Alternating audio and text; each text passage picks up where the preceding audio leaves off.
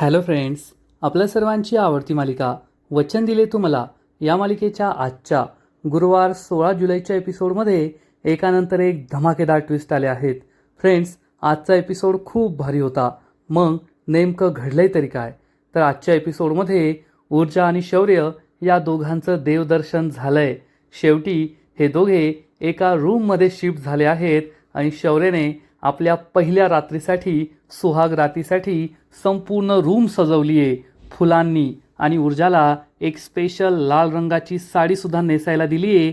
ऊर्जा ही साडी नेसून आली आणि ती अतिशय सुंदर दिसत होती, लाजत होती, घाबरत होती आणि मग शौर्यने तिला मिठीत घेतलंय. म्हणजे शेवटी या दोघांचा संसार सुरू झालाय. पण दुसरीकडे विक्रांतसुद्धा त्याचा संसार सुरू करण्याचा विचार करतोय. पण यावेळेस पद्माबरोबर नाही तर चक्क तीर्थाबरोबर. तीर्थाशी लग्न करायचं. त्याला तर माहिती आहे की हर्षवर्धन त्याचं आणि तीर्थाचं लग्न लावून देणार नाही आहे. त्यामुळे त्याने चक्क तीर्थाला किडनॅप करायचं ठरवलं आहे आणि मग जबरदस्तीने तिच्याशी लग्न करायचं असा विक्रांतचा प्लॅन आहे. मग हे सगळं नेमकं घडलं तरी कसं हे जाणून घेण्यासाठी हा व्हिडिओ शेवटपर्यंत नक्की पहा. फ्रेंड्स, आजच्या एपिसोडच्या सुरुवातीलाच शौर्य हा ऊर्जाच्या रूममध्ये येतो आणि ऊर्जा कुलदेवतेच्या दर्शनासाठी तयार होत असते. तिला दागिने घालायचे असतात. शौर्य ऊर्जाजवळ येतो आणि ऊर्जाला म्हणतो, ऊर्जा तू खूप सुंदर दिसतीयेस. ऊर्जा लाजते आणि म्हणते, शौर्य तू सुद्धा खूप छान दिसतोय. हे ऐकून शौर्याला आनंद होतो आणि शौर्य म्हणतो, अरे वा, आज तर माझी बायको चक्क मला कॉम्प्लिमेंट्स देतीये. आज बायकोचा मूड ठीक दिसतोय. तर ऊर्जा सांगते, हो, मला जेव्हा देवदर्शनाला जायचं असतं ना तेव्हा माझा मूड छानच असतो. शौर्य म्हणतो, म्हणजे काल जो काही राग होता तो राग गेलेला दिसतोय. ऊर्जा सांगते, हो, कालचा राग गेलाय. ऊर्जा लाजते. शौर्यसुद्धा खूप खुश होतो. ऊर्जा म्हणते, चल मला उशीर होतोय. आजीने हे दागिने दिले आहेत. हे दागिने घालू की नाही? तर शौर्य तिला सांगतो, आजीने दिलेत ना, मग घाल. नक्कीच काहीतरी महत्त्व असेल. ऊर्जा म्हणते, ठीक आहे. ऊर्जा दागिने घालण्याचा प्रयत्न करते तर शौर्य म्हणतो, तू थांब, मी तुला हे दागिने घालून देतो. ऊर्जा म्हणते, नको, कुणीतरी पाहिल. शौर्य म्हणतो, पाहिलं तर पाहू दे. आज मी माझ्या बायकोला माझ्या कुलदेवतेच्या दर्शनाला घेऊन जातोय. त्यासाठी मी तिला स्वतः दागिने घालणार आहे. यात काय चुकीचं आहे? असं म्हणून शौर्य ऊर्जाला दागिने घालण्यासाठी तयार करतो. आणि मग बॅकग्राऊंडमध्ये वचन दिले तू मला या मालिकेचं अतिशय सुंदर टायटल सॉन्ग शीर्षक गीत सुरू होतं आणि शौर्य एक एक करून ऊर्जाला हे सगळे दागिने घालतो. सगळ्यात आधी गळ्यातील मोठा हार घालतो. शौर्य आणि ऊर्जा दोघे एकमेकांकडे पाहतात. या हारामुळे ऊर्जाचं सौंदर्य आणखीनच वाढलेलं असतं. आणि मग शौर्य स्वतःच्या हाताने ऊर्जाच्या हातात बांगड्यासुद्धा घालतो. ऊर्जा आणि शौर्य एकमेकांकडे पाहत असतात. हा त्यांचा एक रोमांसच सुरू असतो. आणि शीर्षक गीत तर भारीच आहे, यात शंका नाही आहे. मग शौर्य ऊर्जाला कानातले सुद्धा घालतो आणि मग त्याने ऊर्जासाठी स्पेशल मोगऱ्याच्या फुलांचा गजरा आणलेला असतो. ऊर्जा या फुलांचा सुगंध घेते, मदहोश होते. मग शौर्य हा तिच्या चेहऱ्यावरून हा फुलांचा गजरा हळूवार घेऊन जातो. त्यामुळे ऊर्जा आणखीनच रोमॅन्टिक होते. हे दोघे एकमेकांच्या खूप जवळ येतात. मग शौर्य हा ऊर्जाच्या केसांमध्ये हा गजरा माळतो. ऊर्जा खूप लाजते. शौर्य तिचे दोन्ही हात हातात घेतो, तिच्या जवळ येतो. दोघे एकमेकांच्या डोळ्यात हरवून जातात, लाजतात, हसतात, पाहत असतात. आणि मग शौर्य ऊर्जाला घट्ट मिठी मारतो. हे दोघेही एकमेकांना आरशात पाहतात. ऊर्जा खूप खुश होते. शौर्यसुद्धा खुश असतो. आणि तेवढ्यात त्यांना दिव्याचा आवाज येतो, ऊर्जा ऊर्जा. शौर्य आणि ऊर्जा एकमेकांपासून दूर जातात.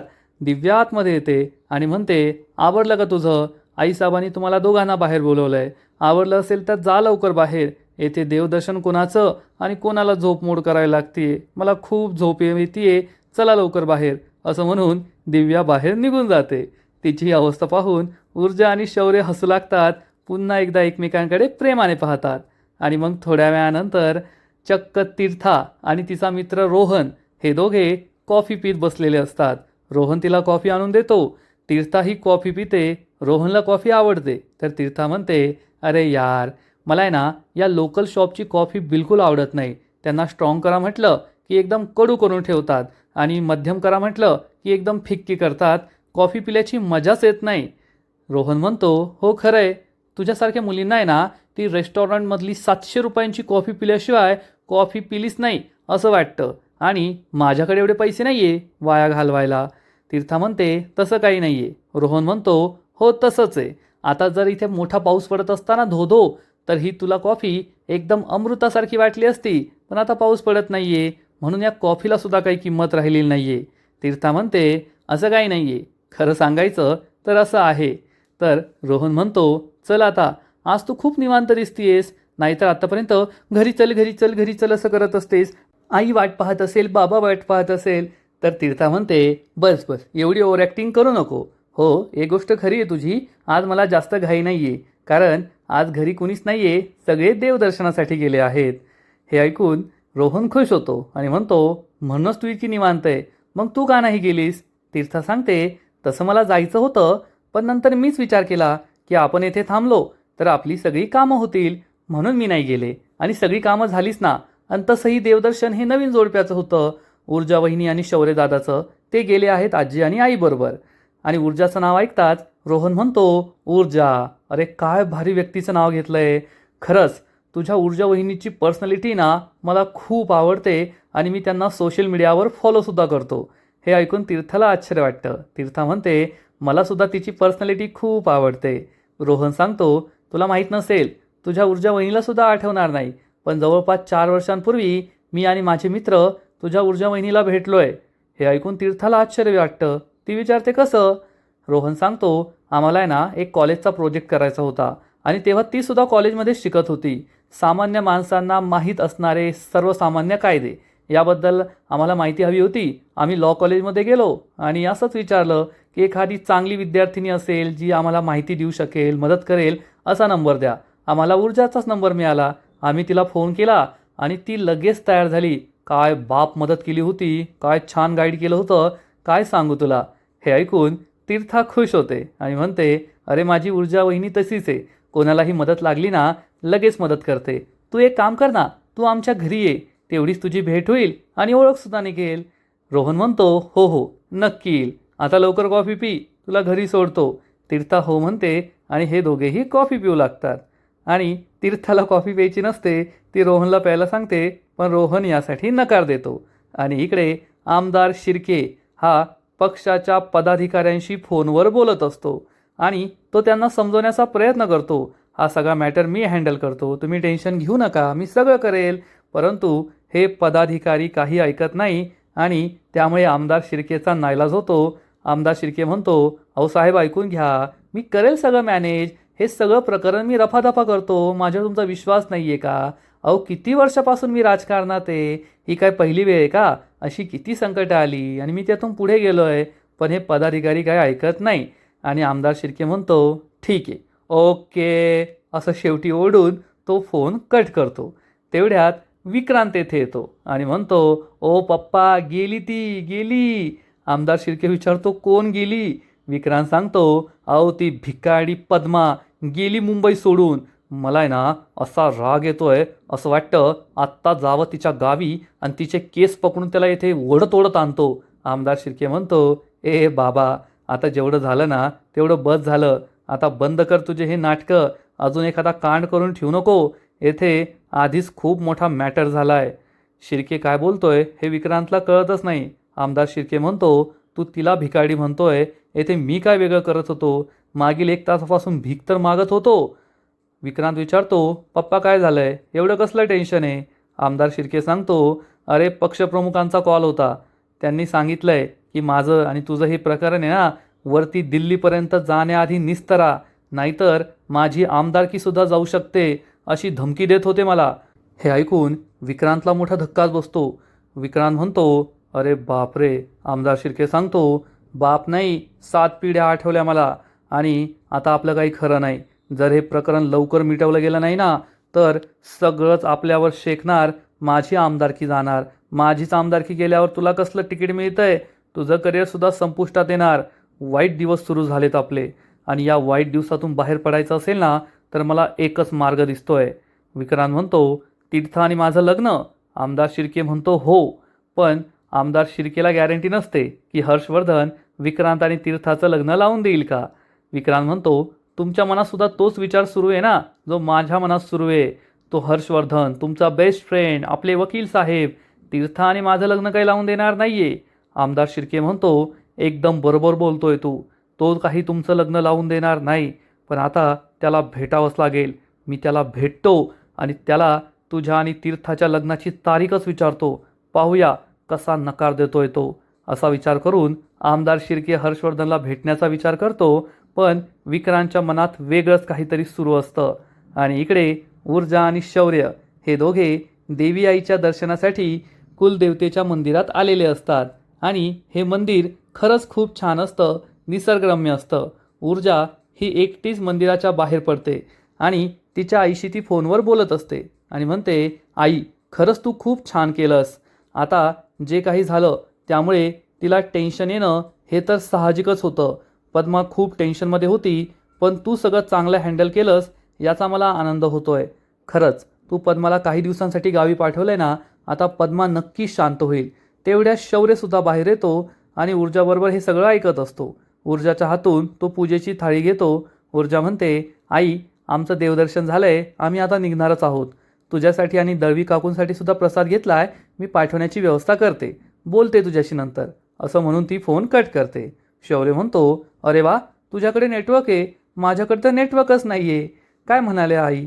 तर ऊर्जा त्याला सांगते, काही नाही, पद्मा आहे ना खूप घाबरली होती. कायमचं मुंबई सोडून जाण्याचं म्हणत होती. आईने तिला समजावलं आणि मग काही दिवसांसाठीच तिला घरी पाठवले तिच्या गावी. शौर्य म्हणतो, बरं झालं, तेवढाच तिचा स्ट्रेस कमी होईल. काही दिवस गावी राहील तर तिला काही टेन्शन येणार नाही. ऊर्जा म्हणते, खरं आहे तुझं. शौर्य म्हणतो, पण ऊर्जा खरंच आवडलं का तुला हे मंदिर?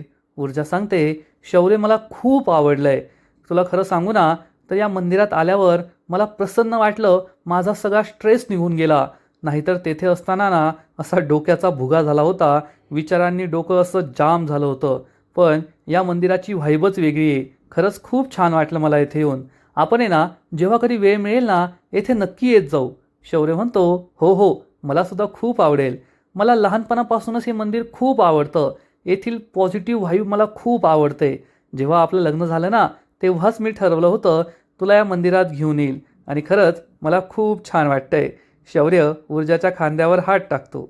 ऊर्जा म्हणते, शौर्य सगळे पाहत आहे.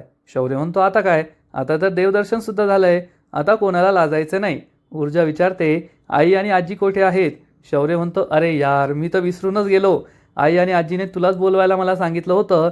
ती प्रसादाची साडी घ्यायची आहे ना देवी आईची.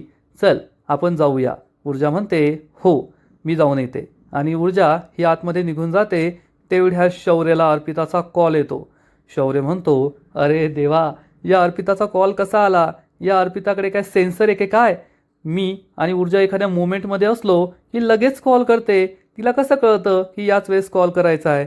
तर इकडे अर्पिता म्हणते, बरं झालं शौर्याचा कॉल लागला, नाहीतर एवढा वेळ कॉल लागतच नव्हता. शौर्य प्लीज फोन उचल, प्लीज फोन उचल. तू मला वचन दिलं होतं की आज तू मला भेटणार आहे, आपण शॉपिंगला जाणार आहे. पण इकडे शौर्य म्हणतो, नाही, मी त्या अर्पिताचा कॉल उचलला आणि तिच्याशी बोलत बसलो की ती लवकर फोन ठेवत नाही. आणि जर ऊर्जाने हे पाहिलं तर आज पुन्हा एकदा तिचा मूड खराब होईल. आणि आज मला मूड तिचा खराब होऊ द्यायचा नाही आहे. फोन स्विच ऑफच करतो. असा विचार करून शौर्य फोन स्विच ऑफ करतो आणि ऊर्जाच्या मागे मागे मंदिरात जातो. इकडे अर्पिताला मोठा धक्काच बसतो की शौर्यने फोन उचलला नाही. शौर्य माझा फोन का उचलत नाहीये? आधी फोन लागला नाही आणि आता लागला तर फोन उचलला नाही. परत ट्राय करते. असं म्हणून अर्पिता शौर्यला पुन्हा एकदा कॉल करते. पण आता तर फोन स्विच ऑफ असतो, त्यामुळे फोन लागतच नाही. अर्पिताला खूप टेन्शन येतं. शौर्य नेमका कुठे गेलाय, जेथे त्याच्या फोनला रेंजही नाहीये आणि तो फोन उचलतही नाहीये? नेमकं काय सुरू आहे हाच प्रश्न तिला पडतो आणि अर्पिता खूप टेन्शनमध्ये येते. आणि इकडे आपले लव बर्ड्स म्हणजेच तीर्था आणि गौरव हे दोघे बाईकवरून घरी जात असतात. आणि तीर्था गौरवला मध्येच गाडी थांबवायला सांगते. गौरव गाडी थांबवतो. तीर्था म्हणते, गौरव तू मला येथे सोड आणि तू घरी जा.